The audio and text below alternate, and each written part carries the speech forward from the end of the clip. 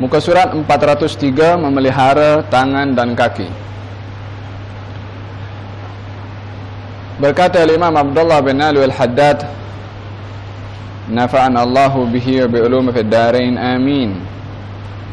Tangan harus memainkan peranan dalam kebaktian kepada Allah Ta'ala, seperti memperbanyak sedekah, membantu kaum muslimin dalam segala keperluan mereka, menulis ilmu pengetahuan dan kata-kata hikmah, mengusahakan untuk mencari rezeki yang halal dengan niat memperbantu untuk menegakkan agama yang suci. Tangan juga harus dipelihara daripada memukul seorang muslim, mencederakannya, menganiayanya ataupun mengambil hak dan harta benda kaum muslimin tanpa hak, seperti merampas, mengkhianat, menipu dalam jual beli dan sebagainya. Kaki harus dijaga jangan sampai berjalan ke tempat yang haram atau menuju ke tempat maksiat, membantu membuat kesalahan, mengetuk pintu pemerintah yang zalim, menjejak tempat-tempat permainan dan pelisiran dan tempat-tempat yang tidak baik dan tidak ada manfaatnya.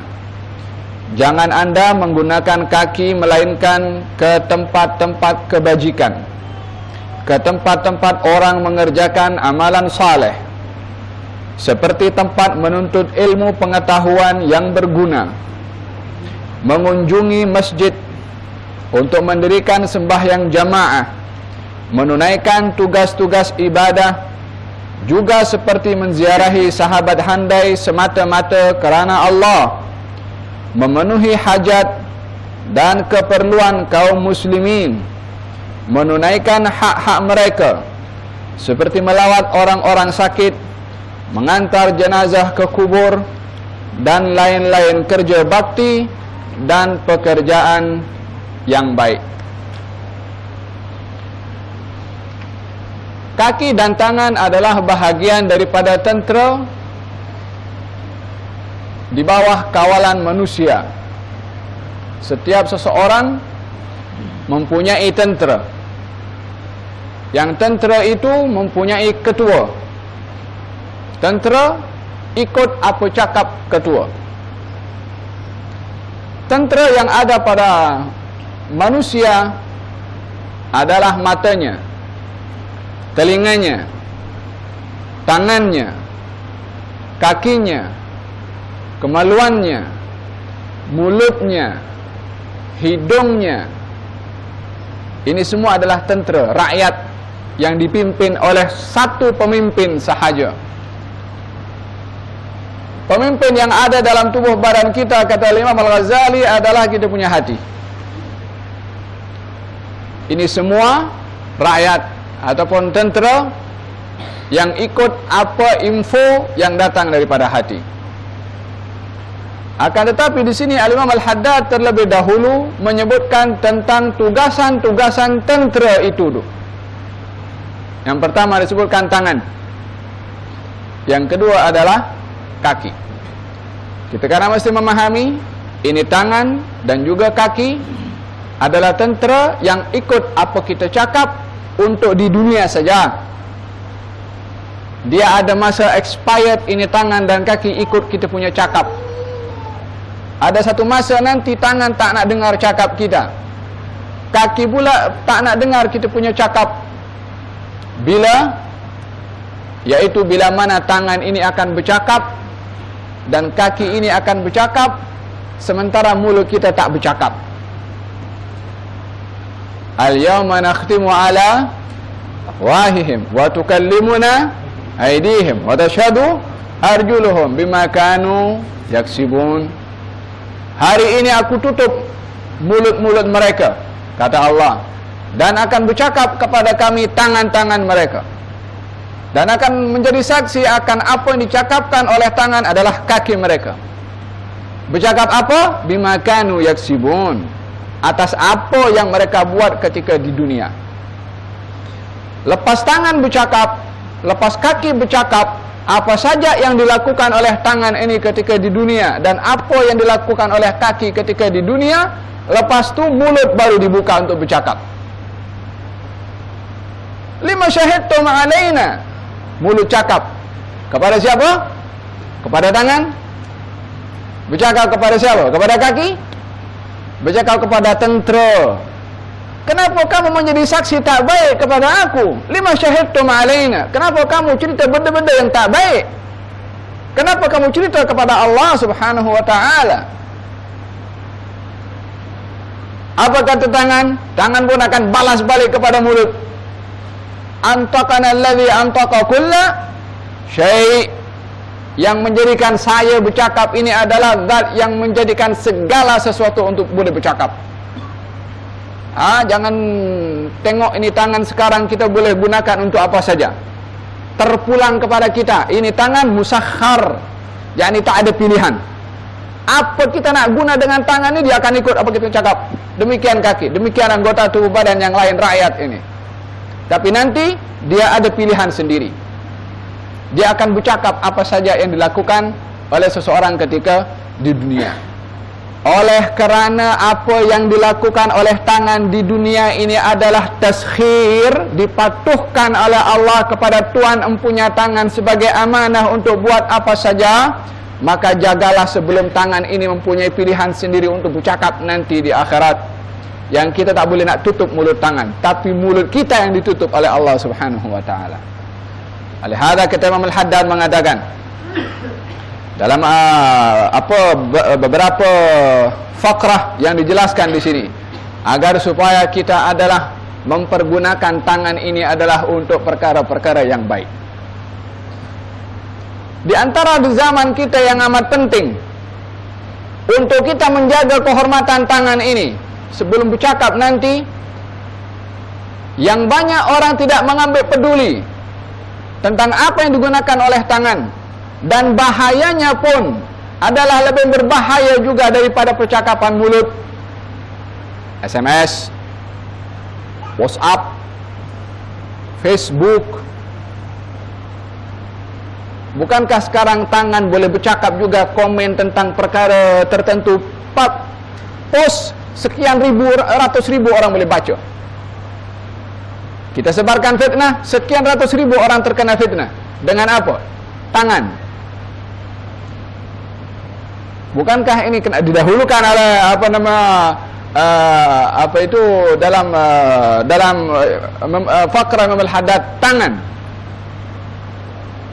Ini tangan pada hakikatnya bersedia untuk menjadi anggota yang Allah Subhanahu wa ta'ala menisbahkan zatnya yang maha agung untuk boleh menjadi tangan kepada manusia, boleh menjadi kaki kepada manusia, boleh menjadi mata kepada manusia. Lalu kenapa kita jadikan anggota ini yang Allah Subhanahu wa ta'ala memberitahukan, saya boleh menjadi tangan kepada si fulan, saya boleh menjadi kaki kepada si fulan, saya boleh menjadi mata kepada si fulan. Bukankah dalam hadits Qudsi Allah bagi tahu dalam sabda Rasulullah SAW, Allah berfirman dalam hadits Qudsi bagi tahu, aku akan suka dan sayangkan kepada hamba bila mana hamba itu melakukan perkara yang aku wajibkan kepadanya.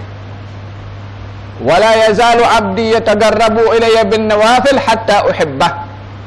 Dan hambaku akan mendekatkan dirinya kepada aku dengan yang sunnah sehingga aku sayang kepada dia. Kalau aku dah sayang kepada dia, kuntu sam'ahu, aku pendengarannya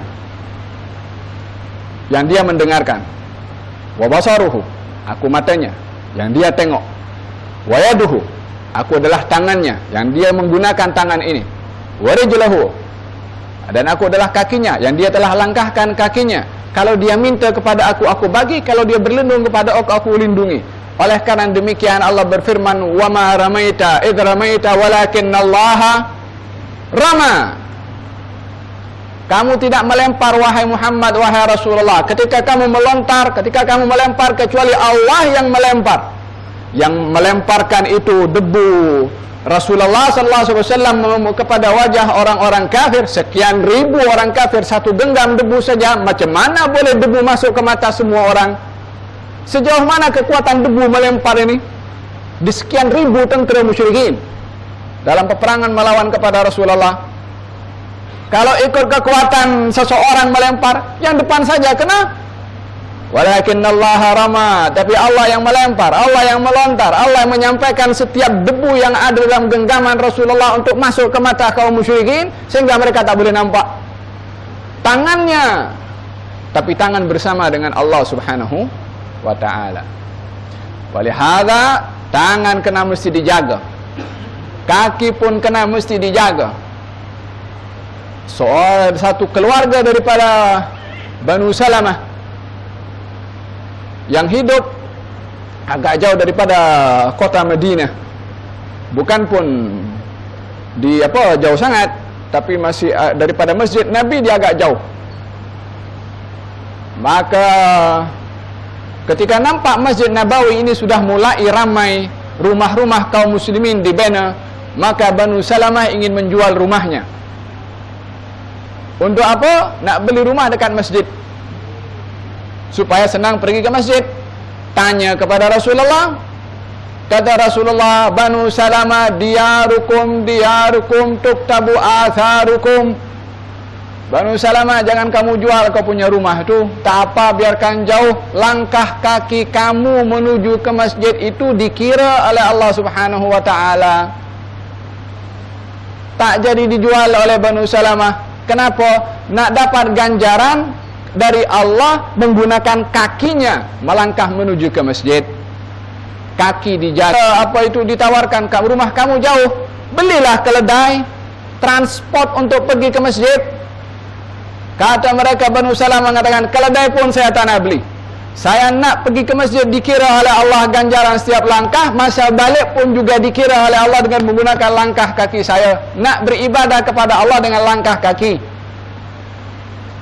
Bukankah kalau naik kendaraan pun diganjar oleh Allah Subhanahu wa ta'ala? Ya, diganjar, datanya ke masjid diganjar, tapi langkah kakinya tu dikira langkah kaki, ganjaran langkah kaki. Inna nahnu nuhyil mauta wa naktubu ma qaddamu wa atharahum.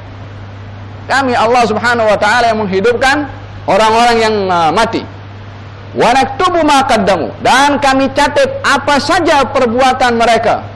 Kemudian maqaddamu wa atharahum, dan kesan, bekas. Kata ahli tafsir, bekas yang dimaksudkan adalah bekas langkah kaki menuju ke masjid. Itu pun dikira oleh Allah Subhanahu wa ta'ala, bekas kakinya. Faham tu? Maka dalam hal ini, tangan dan kaki adalah boleh menjadi peluang, menjadi tempat untuk Allah Subhanahu, untuk dipergunakan dengan Allah Subhanahu wa ta'ala.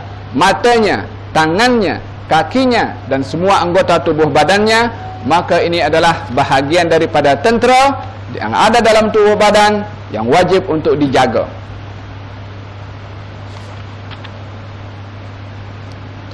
Dan pada masa yang sama mengingati bahawa tangan ini juga adalah akan menjadi salah satu daripada kedua tangan ini untuk menerima Alkitab.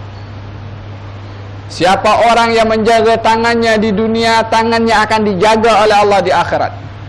Siapa orang yang menjaga kakinya di dunia, kakinya akan dijaga oleh Allah di akhirat. Bila kaki dijaga oleh Allah di akhirat? Ketika melintasi kepada as-sirat. Wa in minkum illa wariduha. Masing-masing daripada kamu mesti warid. Warid itu sesuatu yang datang atau turun ataupun melintasi. Wariduha, akan melintasi kepada neraka Jahannam. Kana dzalika 'ala rabbika hatman maqdiyya. Itu adalah ketetapan yang sudah ditetapkan oleh Allah Subhanahu wa ta'ala. Ada orang yang dia baru pijak tergelincir, ada orang yang berlari macam kilat, ada orang yang begitu laju, ada yang berlari, ada yang macam naik kuda, ada yang merangkak, ada yang berjalan. Semuanya menggunakan kaki. Walihada Imam Al-Ghazali mengatakan dalam kitab Bidayatul Hidayah, dalam adabul wudu, ketika membasuh kaki, apa yang diajarkan oleh Imam Al-Ghazali? Allahumma, ya Allah, jagalah kaki saya di akhirat nanti ketika ramai kaki-kaki tergelincir ketika melintasi kepada as-sirat. Ketika membasuh tangan, ya Allah jadikan tangan ini yang menerima kitab aku nanti di akhirat. Ketika membasuh tangan kiri, ya Allah jangan engkau jadikan tangan ini menerima kitab aku nanti di akhirat. Ketika basuh muka, ya Allah jagalah muka ini untuk engkau beri cahaya dan tidak termasuk muka yang hitam. Ketika membasuh kepala, ya Allah jagalah kepala ini untuk tidak tercampak ke dalam neraka bermula dengan kepala ini. Wahakadha, semua anggota tubuh badan diikat oleh Imam Al-Ghazali dengan apa yang berlaku nanti di akhirat. Ketika menghidupkan air ke dalam hidung ini, ya Allah jadikan hidung ini mencium bau syurga. Wahakadha, semua diikat oleh Imam Al-Ghazali, ulama-ulama yang terdahulu bergantung dengan tubuh badan ini. Kesimpulannya, kata Imam Al-Haddad, bahwasanya seluruh anggota anda adalah tanda-tanda nikmat Allah Ta'ala yang besar kepadamu. Nikmat menuntut kepada syukur. Idza kunta fi ni'matin far'aha fa innal ma'asi tuzilun ni'ama. Kalau kamu dapat nikmat dari Allah, kamu jaga nikmat itu. Sesungguhnya maksiat dengan nikmat yang Allah bagi boleh menjadikan Allah ambil nikmat itu. Berapa banyak orang yang kufur kepada Allah dengan nikmat Allah Subhanahu wa taala, diambil balik nikmatnya oleh Allah Subhanahu wa taala. Berapa banyak kita bermaksiat dengan Allah dengan mata kita. Berapa kerap kita bermaksiat dengan Allah dengan telinga kita. Berapa kerap kita bermaksiat kepada Allah dengan tangan kita, dengan kaki kita. Dan berapa banyak kita gunakan anggota tubuh badan ini untuk taat kepada Allah sebagai tanda syukur kepada Allah. Di antara perkara yang boleh menghalang kita daripada berbuat maksiat dengan tangan dan kaki, bayangkan ini nikmat kalau dicabut oleh Allah Subhanahu wa taala. Kalau nak try, coba ikat tangan jangan bergerak 1 hari. Apa nak buat? Ikat tangan kita, buat aktiviti keseharian. Susahnya bukan main. Jangankan tangan, 1 jari saja tak ada dah kita gelisah. Bayangkan kalau tangan ini dicabut oleh Allah Subhanahu wa taala. Demikian kaki kita. Demikian anggota tubuh badan yang lain. Idza kunta fi ni'matin far'aha. Jagalah hak nikmat yang Allah bagi kepada anda, kerana maksiat boleh mencabut nikmat yang Allah bagi kepada anda. Dicabutnya nikmat bukan hanya terkedar kalau mata dibutakan, tangan dicacatkan, kaki pun demikian. La. Dicabutnya nikmat oleh Allah Subhanahu wa taala, anda tidak mendapatkan manisnya nikmat ketika anda mempunyai tangan. Istidraj dari Allah Subhanahu wa taala sehingga mempergunakan nikmat kepada tempat-tempat yang maksiat, yang bila mana tiba waktunya Allah menghukum, akan dihukum dengan sehancur-hancurnya oleh Allah Subhanahu wa taala. Wal iyad billah. Dia Allah mencipta semua itu untuk anda supaya anda menggunakannya untuk mengerjakan ketaatan kepada Allah Subhanahu wa ta'ala. Jika anda benar-benar menggunakan semua anggota itu untuk tujuan yang kerananya ia dicipta, yaitu yang hakikat arti syukur. Apa itu syukur? Syukur dalam arti bahasa syukur adalah mempergunakan nikmat yang diberi oleh Allah demi tujuan nikmat itu diberi. Itu arti syukur. Orang memuji kepada Allah Subhanahu wa taala terkadang belum tentu bersyukur. Pujian lebih umum berbandingkan kepada syukur. Syukur lebih khusus berbandingkan kepada memuji kepada Allah. Perbezaannya adalah bila pujian itu adalah nikmat yang Allah beri kepada seseorang, yang walaupun orang lain yang memuji kepada Allah Subhanahu wa taala itu pun pujian, tapi nikmat itu tak didapat oleh orang itu. Seperti contohnya, kalau orang lain dapat apa yang dia hajatkan kepada Allah, dan kita pun ikut gembira, alhamdulillah dia dah dapat apa yang diminta kepada Allah. Yang dapat nikmat siapa? Dia. Yang memuji kepada Allah siapa? Kita. Yang dapat nikmat orang lain yang memuji kita kepada Allah Subhanahu wa taala. Dengan demikian memuji itu adalah pemberian Allah Subhanahu wa taala akan nikmat kepada orang yang diberi nikmat ataupun orang lain. Orang pun memuji kepada Allah. Tapi syukur adalah orang yang bersangkutan tu yang diberi nikmat adalah mempergunakan nikmat yang diberi oleh Allah kepada seseorang demi tujuan nikmat itu diberi oleh Allah Subhanahu wa taala. Itu hakikat arti syukur. Maka dalam hal ini syukur merangkumi dua perkara. Syukur bil lisan, dengan lisan ucapan alhamdulillah, dan syukur bil janan, yang syukur yang sebenar adalah mempergunakan nikmat demi tujuan nikmat itu diberi oleh Allah Subhanahu wa taala, barulah orang itu bersyukur. Wa qalilun min ibadiyasy syakur. Sikit sekali daripada hamba-hambaku yang bersyukur, kata Allah. Seperti mengerjakan ketaatan dan seumpamanya dengan anggota tubuh badan, maka sebenarnya anda telah mensyukuri Allah atas nikmat itu. Dan jadilah anda di antara orang-orang yang membuat kebajikan, yakni dengan anggota tubuh badan kita, jika anda menggunakannya, yakni nikmat kaki dan tangan, pada tujuan-tujuan sebaliknya, seperti mengerjakan maksiat dan larangan-larangan Allah, maka sebenarnya anda telah mengkufuri nikmat Tuhan pada anggota-anggota itu. Ramai orang bersyukur bila mana mendapat nikmat apa yang diminta. Mendapat dzurriyyah, bersyukur kepada Allah Subhanahu wa taala. Mendapat pekerjaan yang baik, bersyukur kepada Allah Subhanahu wa taala. Mendapat pasangan yang saleh-salehah, bersyukur kepada Allah Subhanahu wa taala. Tapi dia lupa nak bersyukur dengan nikmat yang hari-hari kita gunakan nikmat itu. Walihada dalam setiap hari kita diperintahkan oleh Allah untuk menunaikan hak syukur nikmat, termasuk nikmat sendi yang diberikan oleh Allah dalam tubuh badan kita. Bukankah dalam hadis Nabi bagi tahu kullu sulama minan nasi alaihi sadaqah, setiap sendi yang ada pada anggota tubuh badan ini mesti ditunaikan sedekahnya, yakni sebagai tanda syukur. Sendi dalam tubuh badan, al-ulama mengatakan sendi ini ada 360 sendi. Kita punya jari-jari saja ini sudah ada 3. 15 kali dengan tangan kanan dan kiri. Belum kaki, belum sendi dalam anggota tubuh badan yang lain. Setiap sendi itu mesti ditunaikan hak syukur dengan sedekah. Fa inna likulli tasbihatin sadaqah. Satu tasbih, satu sedekah. Maka bila mana ingin membayar sedekah sendi 360 sendi, bertasbih 360 kali. Wa inna likulli tahmidatin sadaqah. Satu alhamdulillah, satu sedekah. Nak bersedekah dengan alhamdulillah 360 kali.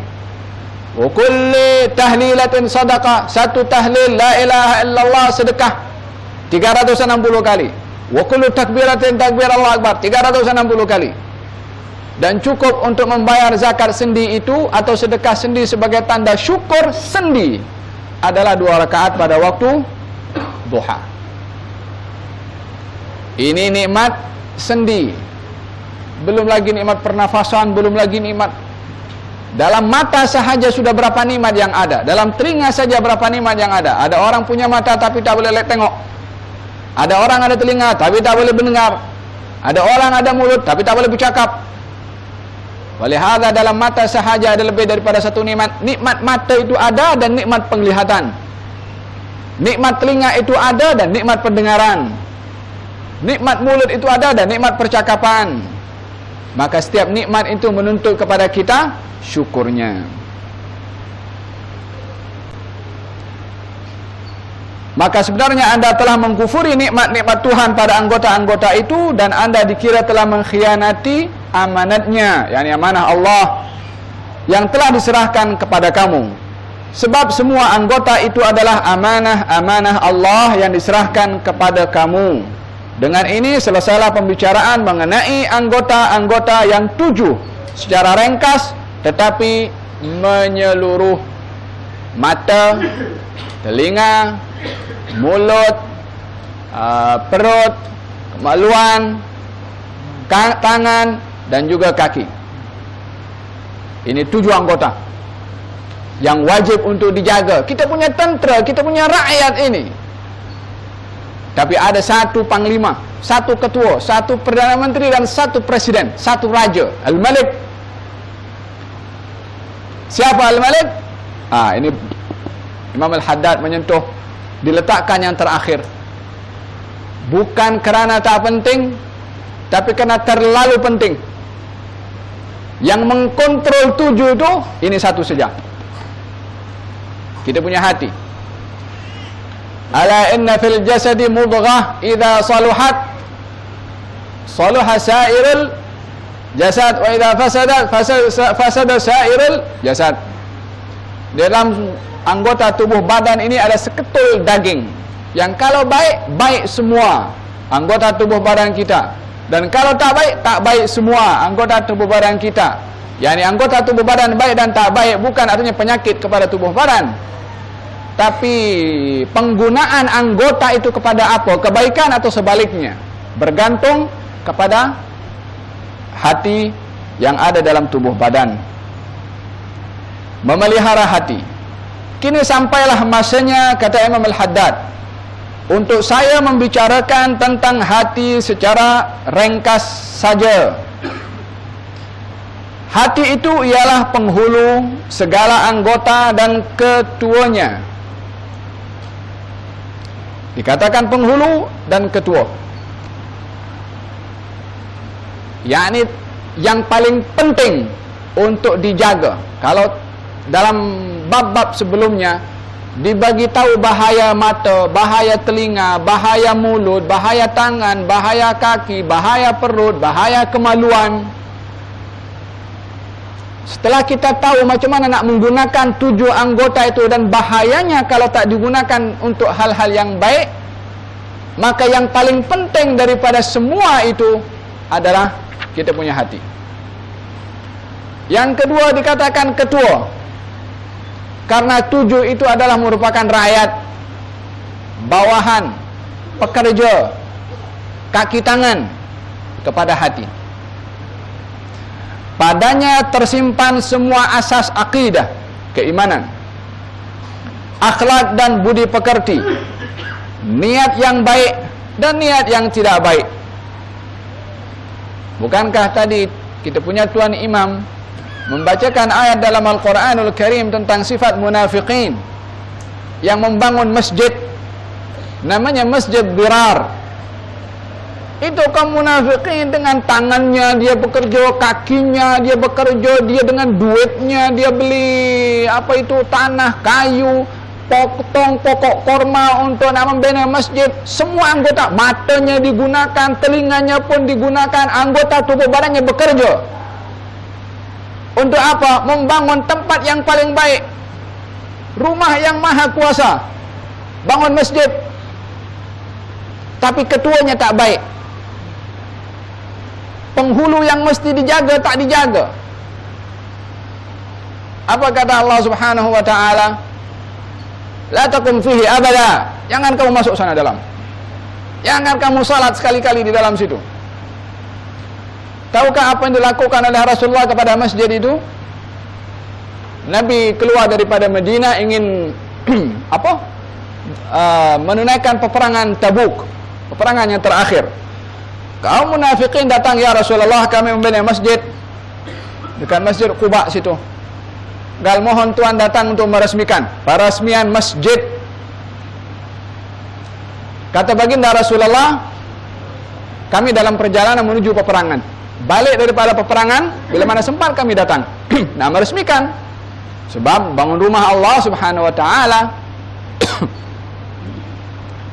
Pulang daripada peperangan Tabuk, maka Nabi ingat kepada janji yang dia nak datang nak meresmikan masjid.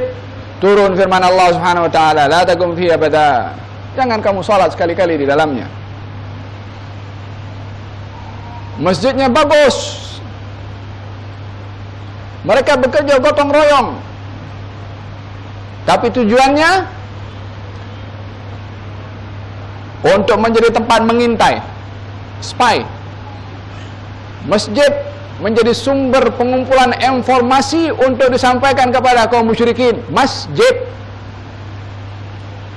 menjadi tempat intelijen bagi kaum munafikin, nak curi maklumat untuk disampaikan kepada kaum musyrikin.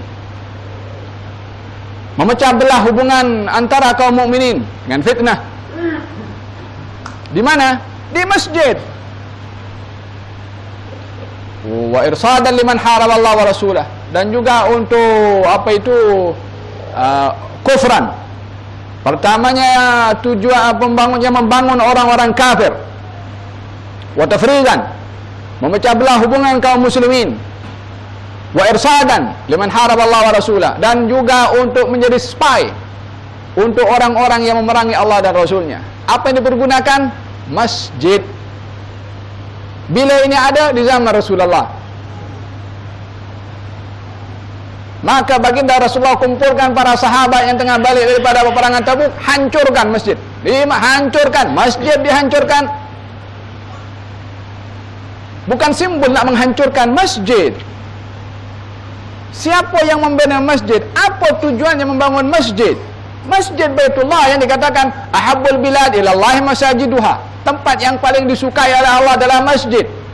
Nak masuk masjid, guna kaki kanan. Niat i'tikaf dalam masjid. Selama berada dalam masjid diganjar oleh Allah Subhanahu wa taala. Al-masjid buyutullah. Yang berada di masjid dijamu oleh Allah. Apa lagi kelebihan yang ada pada masjid? Tapi bila mana tujuan membina masjid, problem kepada ketua itu tak betul, dihancurkan oleh Nabi sallallahu alaihi wasallam. Tak cukup dihancurkan, tiang-tiang masjid itu daripada pokok-pokok diambil, ditumpuk, dibakar oleh Nabi. Sebagai kiasan simbol perkara yang dilakukan dengan asas yang batil. Apapun bentuk bangunan itu, asasnya batil, semuanya batil. Hakala. Problemnya di mana? Hati. Tiada kebahagiaan di dunia maupun akhirat selagi hati itu tidak ada, selagi hati itu tidak dan belum disucikan dan dibersihkan dari sifat-sifat buruk yang tercela, serta segera menyeri dan menghiaskannya dengan sifat-sifat yang baik dan terpuji. Ini adalah yang paling sulit, yang paling susah untuk dijaga. Kita ni nak jaga mata susah, nak jaga telinga susah, nak jaga mulut susah, nak jaga perut susah. Jaga perut susah ni bukan hanya sekedar menghindar diri daripada makanan yang haram, tapi terlalu lahap dalam makan ataupun mengisi perut semakin banyak, itu pun problem juga. Nafsu untuk makan. Menjaga kaki susah, menjaga tangan susah, lagi susah menjaga hati. Tidak ada yang dapat membantu kita menjaga semua benda yang susah ini kecuali Allah Subhanahu wa taala. Walihada dalam ayat ini diberitahukan, wa nafsi wa ma sawwaha fa alhamaha fujuraha wa taqwaha qad aflaha man zakkaha wa qad khaba man dassaha. Dan jiwa yakni dan demi jiwa, ya, dan demi jiwa dan demi yang menjadikannya, lalu ditunjukkan kepadanya apa salahnya serta baiknya. Sebenarnya beruntunglah siapa yang membersihkannya, dan merugilah pula siapa yang mengotorkannya. Kepada apa? Kepada jiwa, kepada hati. Wa nafsin, wa nafsin, nafsin. Dia dalam hati ini mempunyai beberapa kata yang similar. Terkadang digunakan qalbun, terkadang digunakan fuadun. Inna sam'a wal basara wal fuada. Sesungguhnya pendengaran dan juga penglihatan, wal fuada, dan juga hati, fuad, hati. Terkadang digunakan juga dhamir, terkadang digunakan al-bal, terkadang digunakan ar-ruh. Ini kata-kata yang similar dengan hati. Dan demi hati atau jiwa, wa ma sawwaha, dan zat yang menjadikannya yaitu Allah Subhanahu wa taala. Kita kalau tengok ayat ini, Allah ingin memberitahukan tentang satu perkara yang berkaitan dengan nafsu atau hati atau ar-ruh setelah bersumpah lebih kurang lebih daripada 11 makhluknya. bahkan bersumpah demi zatnya sendiri, Allah subhanahu wa ta'ala. Allah bila mana nak bagi tahu sesuatu, tak payah sumpah pun kita percaya sebagai orang beriman. Allah bagi tahu satu benda, kita percaya. Masuk di akal, tak masuk di akal, kita kena mesti percaya. Ini hukum iman kepada Allah. Tetapi Allah subhanahu wa ta'ala menggunakan wasilah, yang wasilah itu dipergunakan oleh manusia untuk meyakinkan orang lain atas apa yang akan diberitahukan kepada orang lain. Macam mana manusia kalau nak kasih orang itu percaya, yakin apa dicakap itu betul? Sumpah. Kalau dia bersumpah, apa tujuannya? Nak bagi orang tu yakin apa yang diberitahukan tu betul. Kita kalau bersumpah, berapa kali kita diminta maksimum? 3 kali. Apa? Wallahi wa billahi wa tallahi. Ya kan? Baru kita bersumpah kan? Allah lebih daripada 11 kali sumpah. Lebih daripada tuntutan manusia bersumpah 3 kali. Nak bagi tahu tentang perkara yang amat penting, yang ramai manusia tak ambil penting. Waduhaha, demi cahayanya. Allah bersumpah demi mataharinya dan cahayanya. Wal qamari, dan demi bulan, idza talaha, ketika muncul setelah matahari. Wan nahari, idza jallaha, dan demi waktu siang bila mana terang. Wal laili idza yaghshaha, dan demi waktu malam bila mana menutupi siang.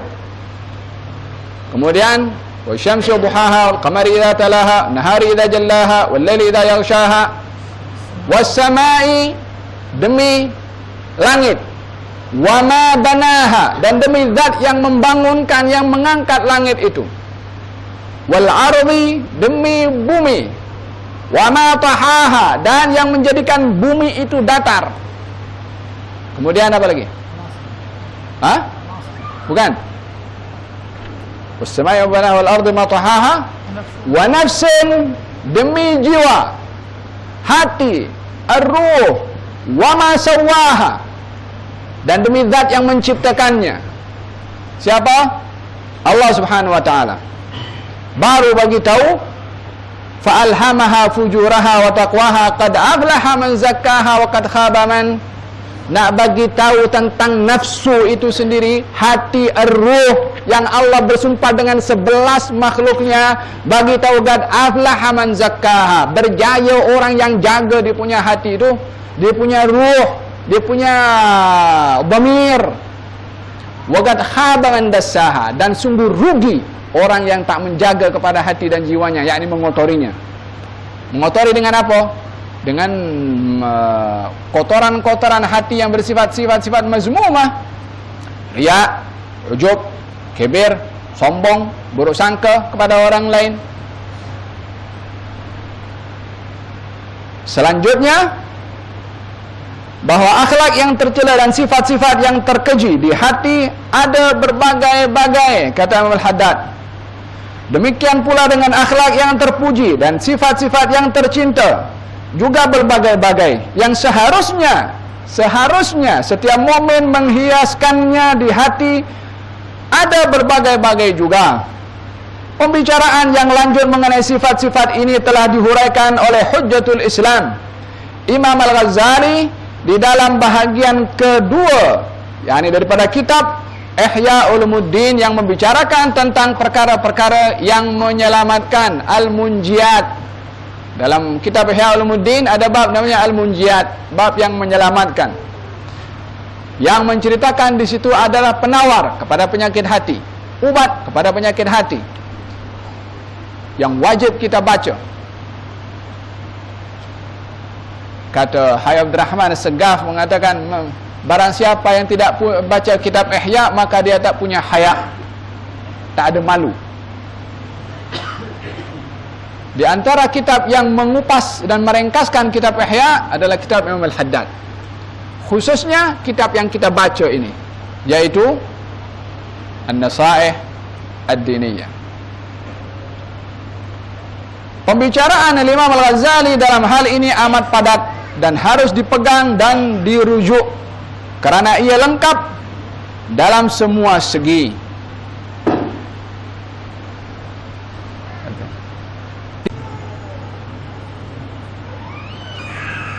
Dan harus dipegang, yakni kitab Ihya, serta dan dirujuk kerana ia lengkap dalam semua segi, baik yang mengenai ilmu pengetahuan maupun amal ibadah, zuhud dan al-ma'rifah. Yakni ilmu pengetahuan bersifat keimanan, syariah, dan juga mengenai amal ibadah dan zuhud, muamalah, dan ma'rifat adalah mengenai al-ihsan. Disebabkan kesemua sumber-sumbernya dikumpulkan dari percakapan orang-orang yang terdahulu daripada para salafus salih dan para syekh ahli tariqah. Jejak langkah orang-orang ini dan suluh amalannya telah diikut dan dicontohi oleh orang-orang yang datang sesudah mereka daripada ulama-ulama dan orang-orang saleh kaum muslimin yang cenderung kepada perjalanan ini di merata, ceruk dan rantau, sebagaimana yang telah diketahui dan dikenal dengan tepat dan yakin oleh orang-orang yang mempunyai asas dan di dalam ilmu ini dan yang telah meneliti rahasia perjalanan hamba kepada Allah Subhanahu wa taala. Zaman kita sekarang orang banyak komen buruk tentang kitab-kitab Imam Al-Ghazali, sementara yang ikut Imam Al-Ghazali ini orang-orang besar. Zaman kita sekarang keluar universiti dah buat macam-macam komen tentang Imam Al-Ghazali. Tidak akan terjadi hari kiamat, kata baginda Rasulullah, sehingga umat akhir zaman akan melaknat umat yang berada di awal. Apa yang berlaku kepada zaman kita? Pembenaran kepada apa yang disabdakan oleh Nabi SAW, wa sadiqul masduq. Jika anda telah mengetahui semua itu dan mengenal dengan baik, maka hendaklah anda mengetahui pula bahawa semua sifat-sifat yang tercela dan menyalut di hati itu adalah sebenarnya penyakit yang berbahaya, yang mungkin menarik kepada kebinasaan di dunia dan di akhirat. Wal'iyadzubillah. Seorang mukmin tidak harus mengabaikan untuk mengubati hatinya yang sakit. Lantaran itu, tidak boleh tidak, ia mesti mengusahakan cara agar hati itu sihat dan selamat daripada penyakit-penyakitnya dengan kita mahu belajar dan juga beramal. Sebab tidak akan terselamat di akhirat kelak melainkan orang yang datang kepada Allah Ta'ala dengan hati yang bersih dan suci. Yauma la yanfa'u malun wala banun illa man atallaha biqalbin salim. Hati selamat saja yang akan selamat di sisi Allah Subhanahu wa taala. Kini anda telah mengetahui bahawa sifat-sifat hati itu ada yang terpuji dan ada yang tercela. Kita balik rumah dan mengkaji balik hati kita ini. Adakah sifat-sifat terpuji kepada hati dan adakah sifat-sifat tercela di dalam hati kita? Yang kalau ada sifat-sifat yang terpuji, kita bersyukur dan kita kembangkan. Kalau ada sifat-sifat yang tercela, cari ubatnya untuk menjadi penawar supaya tidak menjadi kanser yang sudah menjadi barah di dalam hati kita. Dan sifat-sifat hati itu ada banyak pula, yang kalau hendak diteliti satu persatu tentulah akan memakan masa yang panjang. Allah, penyakitnya banyak, kita pun susah nak ramai daripada orang tidak ambil berat kepada penyakit ini. Apa yang dijelaskan di sini pula adalah ringkasan yang perlu sahaja. Manakala orang yang ingin mengikuti sifat-sifat itu secara mendetail harus membaca apa yang dihuraikan oleh Imam Ghazali dalam kitab yang bernama Ihya Ulumuddin. Akan tetapi rasanya tidak puas, kata Imam Al-Haddad, kalau saya tidak menyentuh juga sebanyak sedikit daripada perkara-perkara yang membinasakan, yang wajib dibersihkan hati daripadanya, serta perkara-perkara yang menyelamatkan, yang wajib dihiaskan hati dengannya. Saya hanya mencatatkan beberapa perkara sahaja, yakni daripada penyakit-penyakit hati. Ada 10 yang dituliskan oleh Imam Al-Haddad dalam kitab Ihya Ulumuddin. Ini baru ringkasan, kata Imam Al-Haddad, yakni didahulukan, diletakkan yang perlu diperhatikan lebih berbandingkan kepada penyakit-penyakit yang lain. 10 perkara ini kena diutamakan. Balik rumah, baca 10 ini, ada atau tidak kepada kita. Iaitu yang sudah umum berlakunya kepada orang ramai, yang perlu bagi kita sekalian untuk mengingatkan diri. Semoga Allah Subhanahu wa taala menjadikan kita ini, hati kita hati yang selamat daripada sifat-sifat al-mazmumah, dihiasi hati ini dengan sifat-sifat yang al-mahmudah. Di antara doa Nabi SAW bila mana selepas membaca ayat ini, wa nafsi wa ma sawwaha falahamaha fujuraha wa taqwaha qad aflaha man zakkaha wa qad khaba man dassaha, baginda bersabda, Allahumma ati nafsi taqwaha wa zakkiha anta khairu man zakkaha anta waliyuha wa maulaha. Ya Allah, berikan kepada hati aku ini, kepada jiwa aku, taqwaha, ketakwaan. Allahumma ati nafsi wa zakkiha, dan sucikan jiwa dan hati saya ini. Anta khairu man zakkaha, engkau sebaik-baik zat yang mensucikan.